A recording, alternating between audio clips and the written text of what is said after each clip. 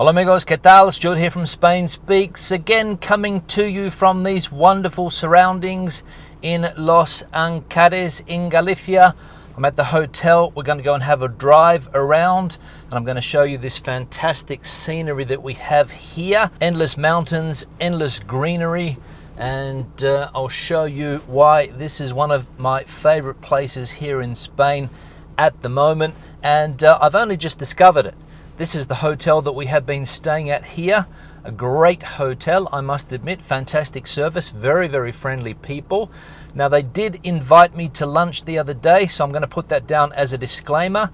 But I would have spoken very well about this hotel anyway, because, as I said, it is in a very, very good location, great views, friendly people, and the food is fantastic. So let's go and have a look around. Now we'll have a chat about some of the points mentioned in yesterday's video, and I'll focus the camera mainly on the view that we have here and driving on these roads here as well. Not many cars, and that's one thing about this area, is that there's other places in Spain similar. You get similar landscapes here in the north of Spain, but I've never seen a place with less people. Yesterday I drove for about hour and a half maybe, and I saw one car on the road. That was about 7 o'clock in the evening. So that's the secret to this place here, is there are not many people. Only locals, especially if you come here during the week. Of course, it could be the moment that we are living. That could be one of the reasons why there's not a lot of people around. But talking to the people in the hotel, they do say that the weekends are busy, and even this weekend they have a full house in the hotel. Now, I had one comment yesterday, I think from Anth. She said, what about the eucalyptus trees? Aren't they common in Galicia? And the truth is that in this part of Galicia, I have not seen a eucalyptus tree. I've seen pine trees, I've seen oak trees, I've seen the more autochthonous trees of the region, but I haven't seen eucalyptus yet.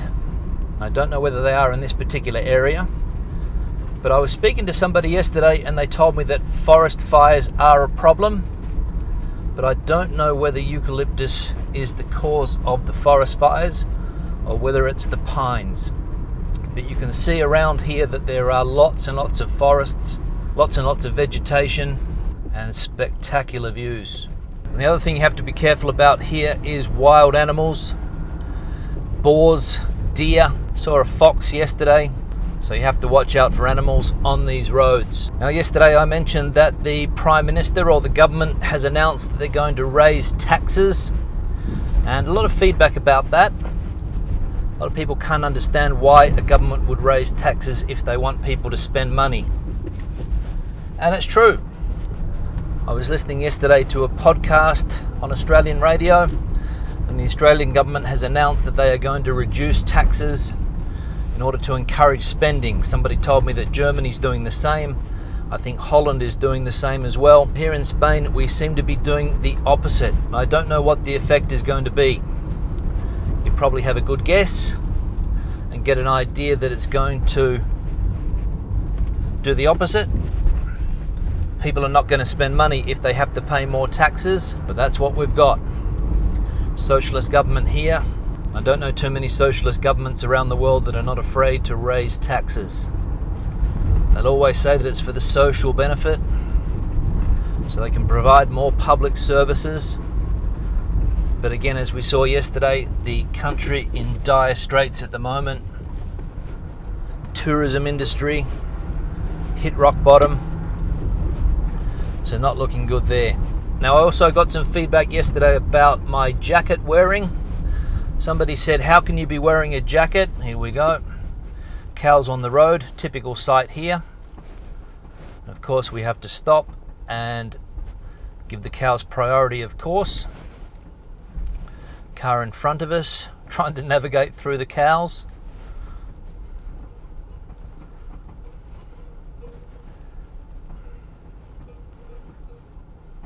You never know what's going to be around the corner here, I'll tell you.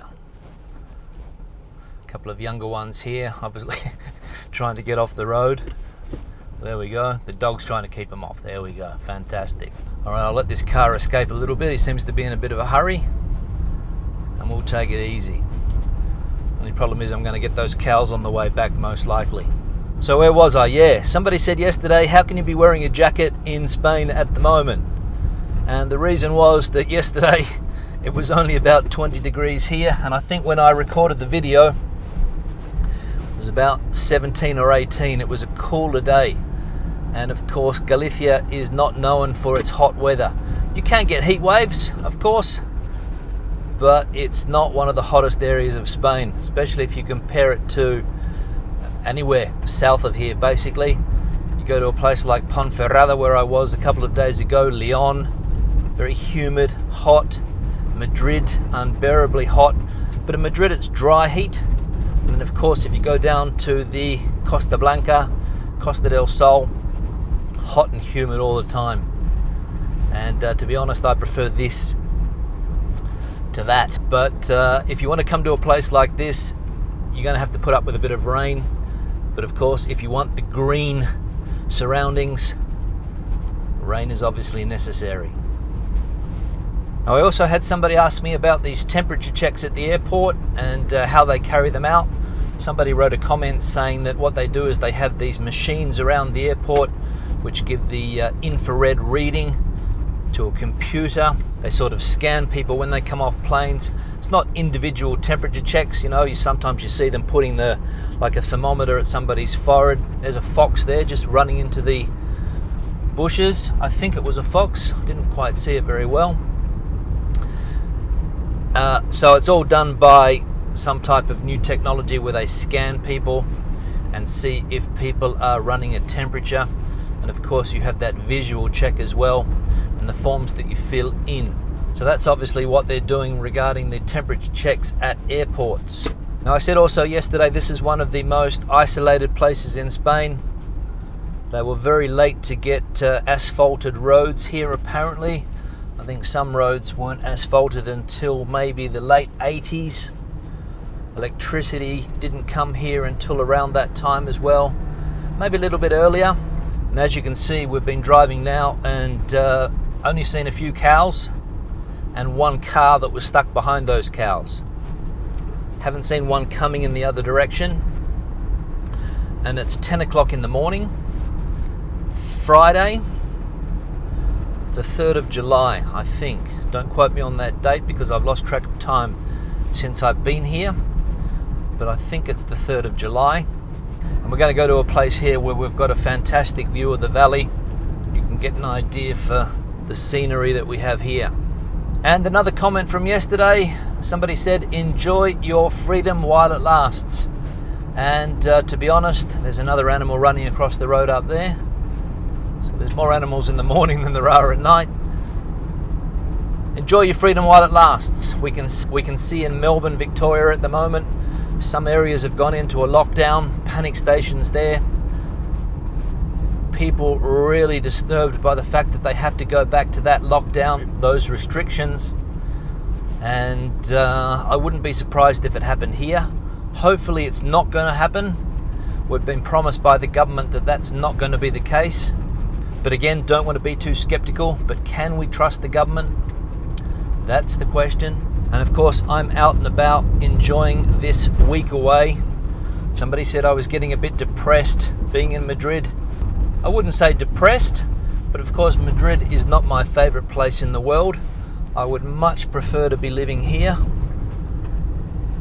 somewhere where there aren't any people and you can go about your day to day.